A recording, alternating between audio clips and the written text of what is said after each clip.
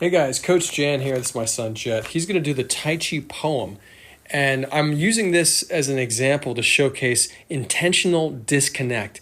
Intentional disconnect is a concept where instead of moving your body as one piece, you're intentionally disconnecting certain pieces. I want to show you what he's doing. He's not aware of it just yet. He's going to be in a moment. So just go for the short Tai Chi Poem. You have a big watermelon. You cut it in half.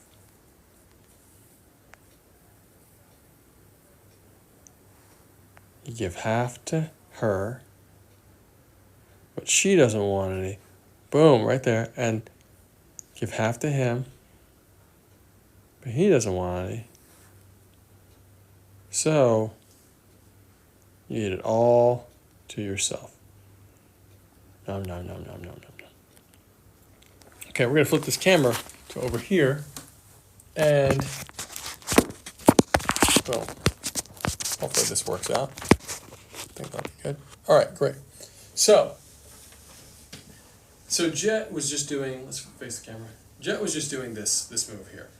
We're here, here, inhale deep, pushes, and then he's turning a bit here. Notice that he's leaving the hands behind. He's leaving the hands behind.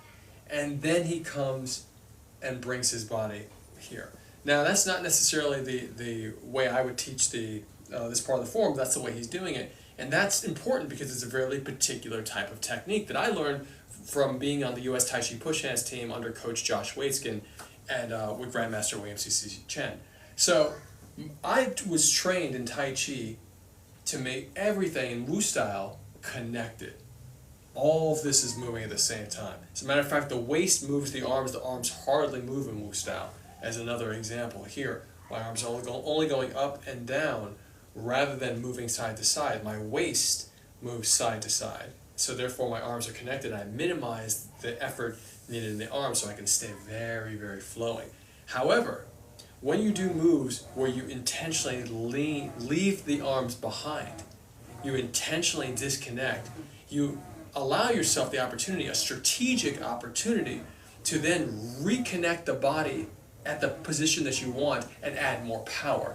And this happens all the time. It's utilized all the time in high-level Tai Chi push hands in the sport. So we're playing here, and another example of it is simply disconnecting my hip. So here, I might open my hip, open just the hip, and notice that I keep my shoulders. I'm not turning my shoulders, I open the hip. So I've disconnected the hip intentionally, and now I reconnect it to the full body to get this arm drag to pull him through. So that's another example of it. It's also in the form, it's in the water boxing form. And so you'll see it here. You get the punch, and now you disconnect the hip. The shoulders stay, but the hip winds up, and then you reconnect the hip and let the hip snap and the waist snap across. Everything snapping across. So these concepts, these little wind-ups are important, and that's what Jet was just doing. So why don't you go for it again, and now that you're more aware of it, let's see how it works. Got a big watermelon. Cut it in half. Give half to her.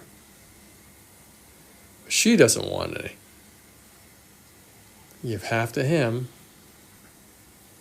but he doesn't want any. So, eat it all by yourself. Yum, yum, yum, yum, yum, yum, yum. Good stuff. Great, I hope that's helpful.